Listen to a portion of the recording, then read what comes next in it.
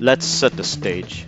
Imagine you being a Roblox player playing around 2015 playing Lightbulb, one of the most critically acclaimed Roblox horror games of all time. Despite its limitations, people still regard it as a subversive masterpiece. Every game at the time was as creative and clever as this one, so imagine your surprise if I told you that this was as good as it's going to get. What if I told you that this was Roblox's golden era and that games were only gonna get worse? You will probably think I'm crazy, because how would it even be possible for 2024 Roblox having way better technology than 2015 Roblox to have significantly worse games than the ones that came before? Well, let me show you.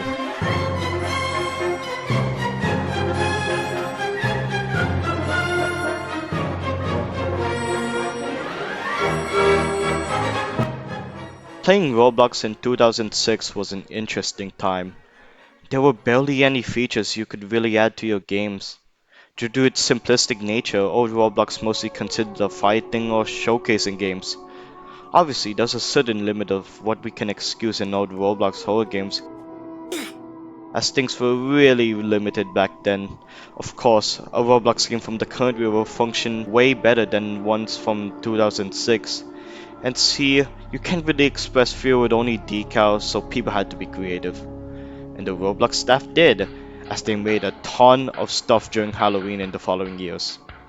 On Halloween of 2006, they made a brick battle horror game that took place in an area with a haunted mansion.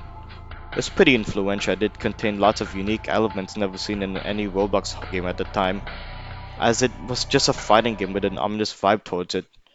On Halloween of 2007, Roblox hosted a spooky building contest, which brought popularity to the once niche horror genre of Roblox. The most popular entry at the time was the Cursed House, and it was one of the first ever games to implement animation and actual jump scares. It was really advanced for its time and showed people the true potential of what Roblox can do with horror. Not only was this game really innovative for its time, but it's also really creative. It has never been done on any Roblox game before. And for the last example, I would like to introduce you to 2008's Yorick's Resting Place. It was an event held during Halloween of 2008 where players had to do a bunch of cryptic riddles for a hat, the Withering Skull. It's so cool. I won't label more, but I don't want this video to be about Roblox Halloween events. These three events I've just mentioned just kick-started what Roblox Horror would eventually would be. That's why I mentioned them, didn't I? There was still a bunch of influential horror games at the time, such as Face Your Fears and The Underground Base, which ended up being copied and pasted all over Roblox under an Area 51 identity. They are still an iconic part of Roblox Horror, as the most popular version of this subgenre has a ton of edits. I don't even have to explain the game's premise, it's in the title. History lesson aside, I love the simplistic charm of these games. I can't lie saying that these are the best, but they are really important games, which would help define Roblox Horror as a whole. But to be fair, these don't really hold up, as the game just consisted of walking. But that all changed with a new format coming to town. In the 2010s, Roblox horror games began to be experimental, as people would often shake up the formula, introducing the Hunter vs. Hunted formula. The gameplay boils down to survivors surviving an opposing force. This was an interesting take on the usual walking simulator genre, as it introduces an aspect of survival into horror, basically upping the stakes and tension of these games. Not only that, but these games focus mostly on teamwork. The early example of this trend was The Undead Coming, which was a classic zombie game with horror elements in it. Another example I'd like to include is The Stalker, where soldiers have to fight against one singular enemy, who is the Stalker. The soldiers had an abundance of traps and weapons they could use, and the Stalker has a bunch of abilities they could use. Another iconic subgenre of this formula was the Build to Survive the Zombie games, where you give it some blocks you can use to build stuff to survive various zombies. These are the most influential ones of the subgenre, I guess. Although this form of gameplay was repetitive throughout Roblox now, back then it was really mind-blowing, if you get what I mean. Wow, this game looks dumb as fuck. When I say 2010's Roblox horror was experimental, I really mean it. People have taken a different approach to the horror genre, taking the concept of old Roblox horror games but with an abstract and cryptic elements thrown in. Introducing mid games. Mid games are really unique, as they provide a way of visual storytelling on the Roblox platform. They cover a wide variety of topics and were very unique at the time because of their narrative aspects. People were really creative with this approach, as this subgenre of Roblox horror brought some of the most mysterious places the site has to offer. They were like Roblox creepypastas in a way, such as the first ever documented Roblox myth, Spirit. Spirit was a Roblox player around 2007 who would usually hack Brickbattle games with spooky messages. They had a game in their profile called the Torture Chamber, which was one of the first ever documented creepypasta games, and people were afraid of this back then. I think the fact that this game was revealed to be made out of spite is actually genius.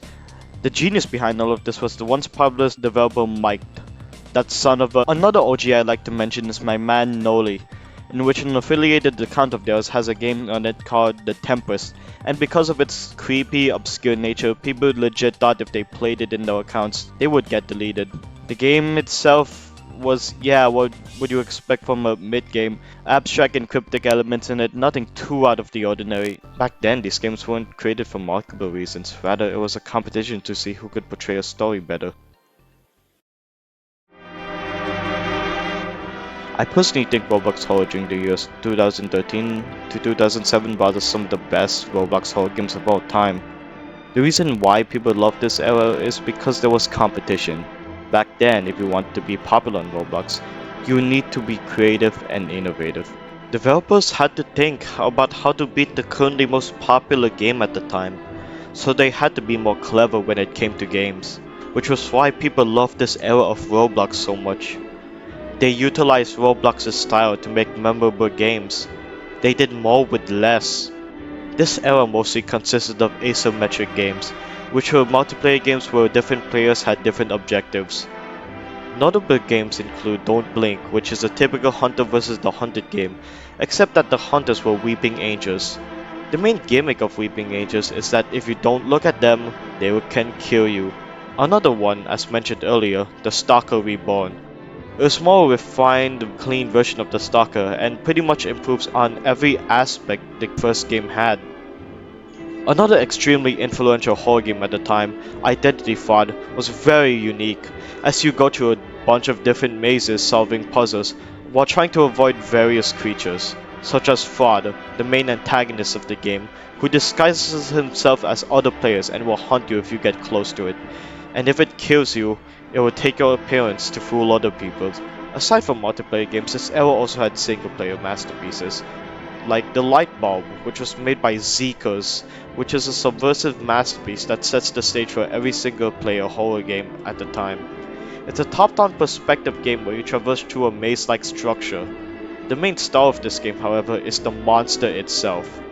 This monster at the time stood apart from any other antagonist of any Roblox horror game, because it wasn't trying to kill you, it was only trying to mess with you. This creates a genuinely distressing experience, as the monster knows your every move and could easily kill you, but they choose not to. Another notable game by Zeekers is Silent Dog, which revolves an alien-like being able to manifest in real life and your dreams.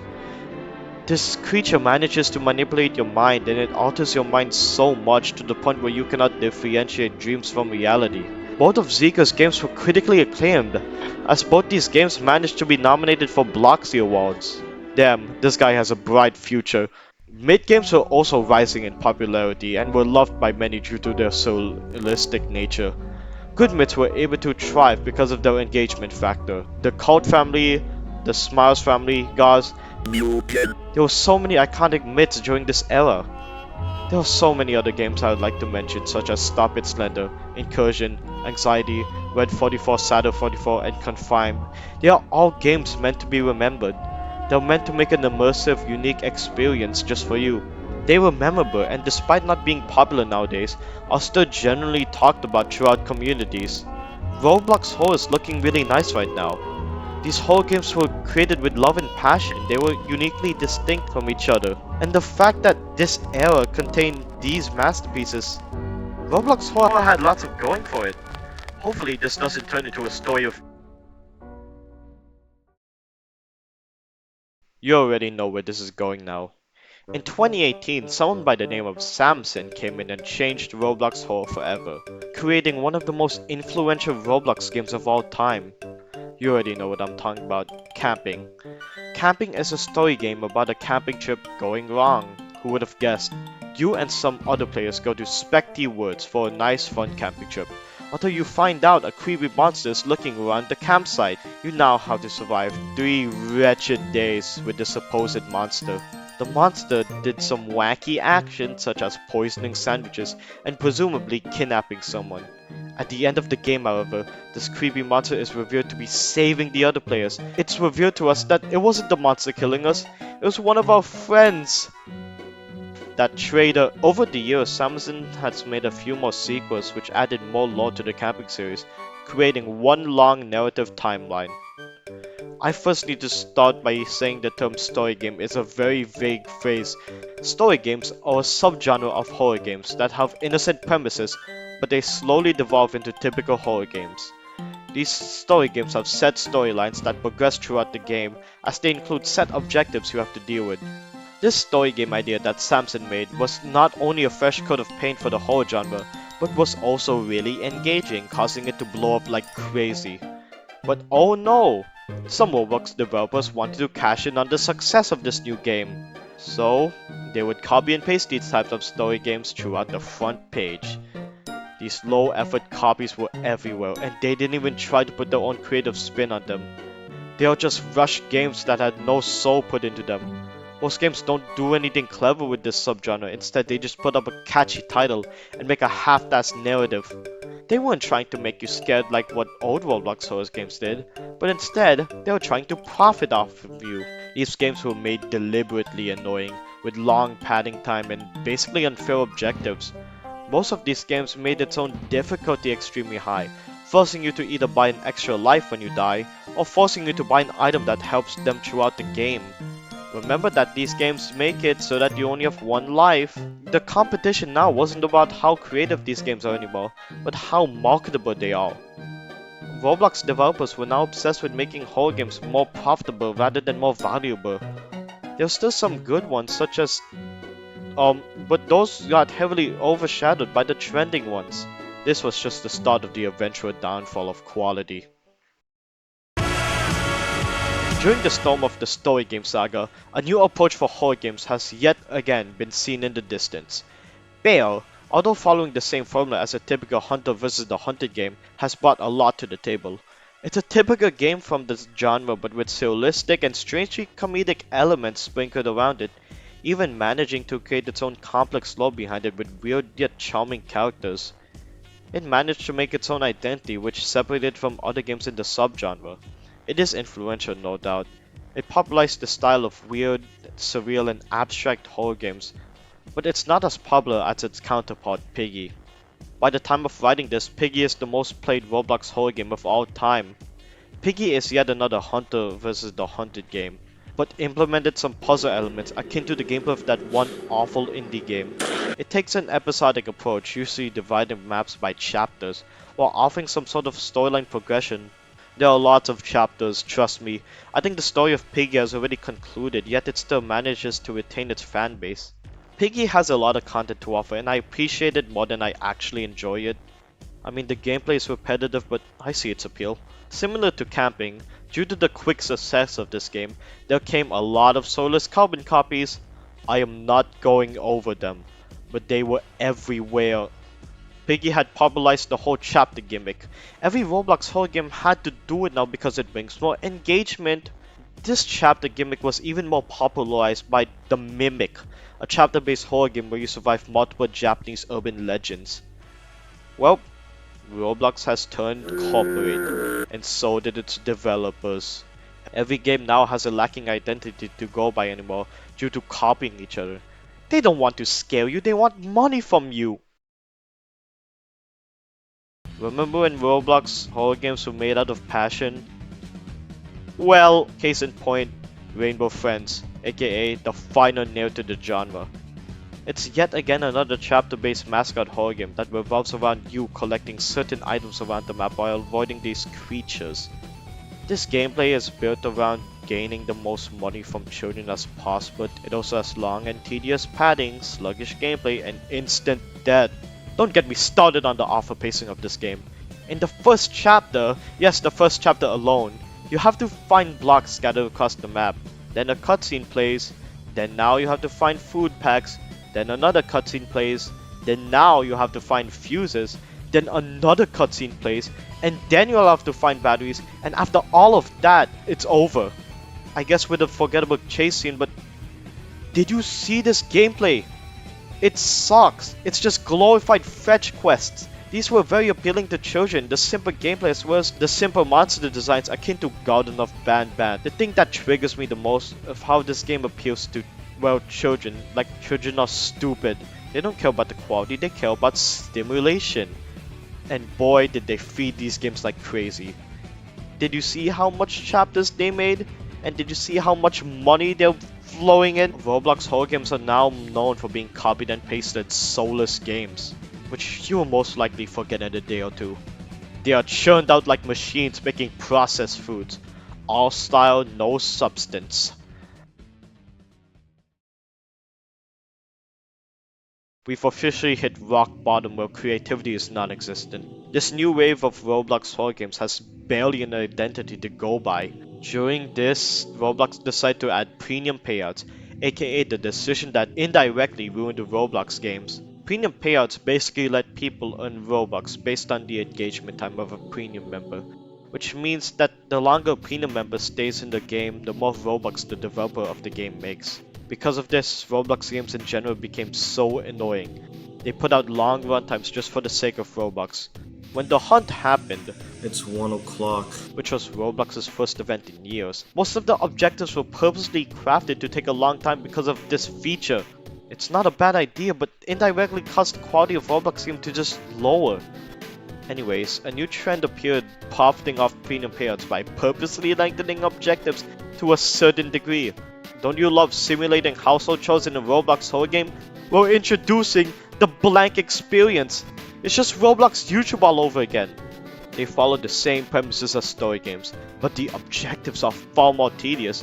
They all involve working in a location at night, where you are forced by the game to do actual labor. Whether it's serving customers, picking up trash, whatever.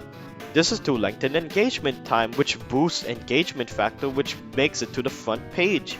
There are tons of Roblox games which make joining the labor force fun. But these games, no, not at all. It actually feels like real life. They all follow the same formula and the same narrative structure. They are dull and unoriginal and will always involve some sort of obvious monster to it. Remember the sudden nature of old Roblox horror games? Well, throw that out of the window because they will shove this monster everywhere and I mean it. These games always ended with multiple endings, which, guess what? You have to repeat the entire game just to get one of the endings. Fuck you. What I've noticed about these copied and pasted horror games is that these developers don't give a single fuck on their player base. They're too scared of actually doing something unique because doing the meta is sadly the way to go. They're too scared to make a memorable experience, and it's unintentionally scummy as well. They overshadow well-made horror games that took love and passion, ones that developers took lots of time and effort to put towards to give you an experience. They are left to rot because that's sadly not trending. Because of actual good Roblox horror games not being the current trend is, why even bother? Why bother crafting a good Roblox horror game if you could whip out a trendy horror game that gets lots of visits? Why even bother?